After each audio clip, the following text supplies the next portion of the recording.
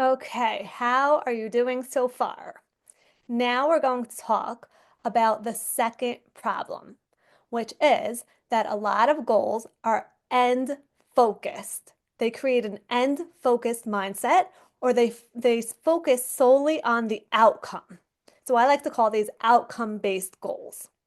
And those might sound something like, I will read 50 books by the end of this year, or I will find love by the end of this year. I will run a marathon in 6 months.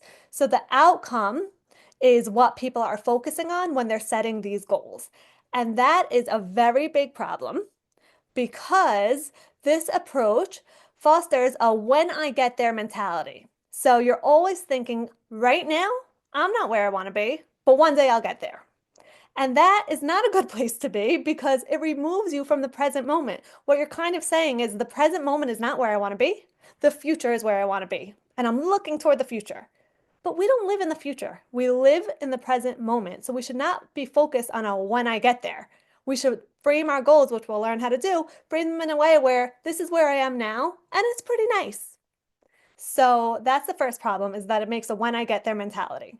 The second problem is that you are a failure every day until you get there, right? If your goal, the way that you are framing your success is when I get to that place, then if you're not in that place, you're considering yourself a failure. So you are a failure until success. You're stuck in that trap.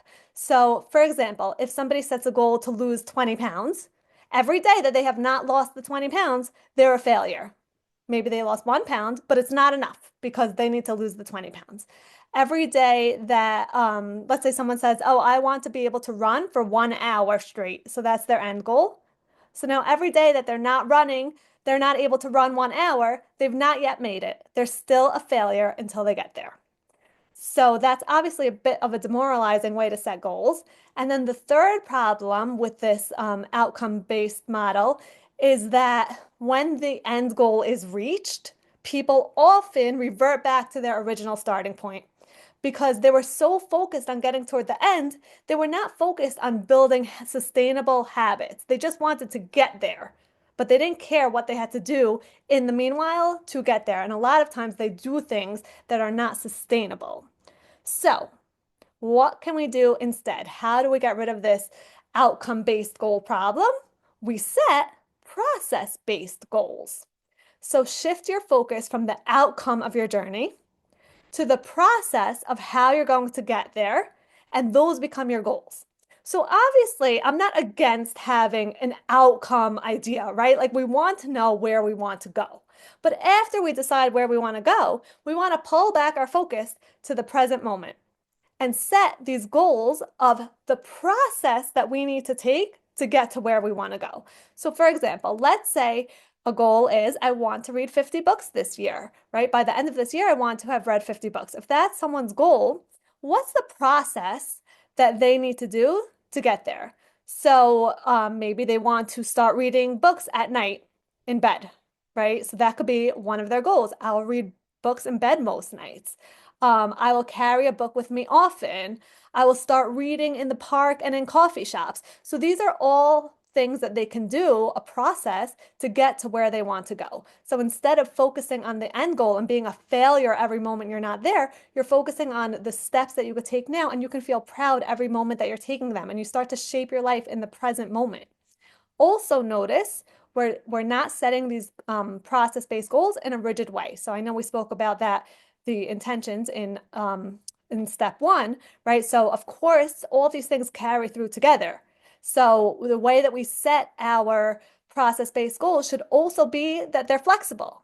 Okay, so it shouldn't be I must read in bed every night, but okay, yes, I'm going to make reading in bed more of a habit.